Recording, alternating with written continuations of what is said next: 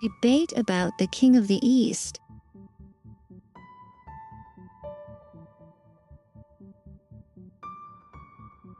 Few know the name Tuzanu, yet he was born a commoner.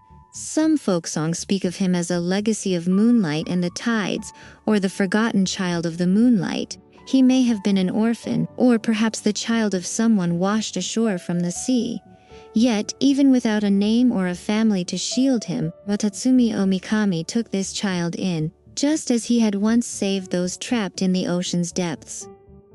In time, the child would come under the tutelage of Moon and her younger sibling to learn the songs of the whales and the rituals of Watatsumi. Memories filled the child's mind, palaces of coral and shell, shimmering shoals of fish, and mackerel displaying a rainbow of colors. Hard coral and crashing waves forged the child's body, rendering it strong and agile. Songs of the Yuna clan tell of how, after the boy had grown into a man, he was invited by the shrine maiden Moon to swim together, traversing waves illuminated by the light of the moon and stars. Bathed in this radiance, the young man perceived the words and emotions of the sea creatures. Guided by the shrine maiden's soft, sorrowful whispers, he resolved upon his path forward.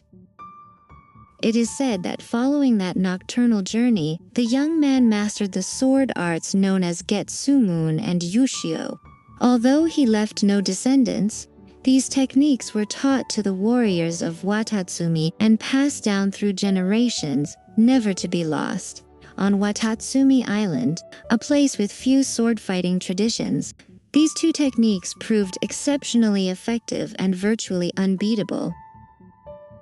When Watatsumi Omikami embarked on an expedition to the east and never returned, this young man headed to the front lines to seize a territory that the people of Watatsumi named Tuzan. For this feat, he was bestowed the title Tuzanu by Watatsumi Omikami himself. However, the people of Yashiori Island would come to know this king of the eastern mountains as a cruel ruler, or Akuou.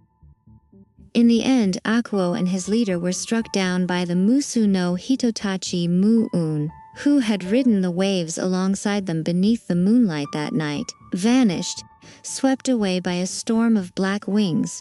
Meanwhile, his people could only lament their fate.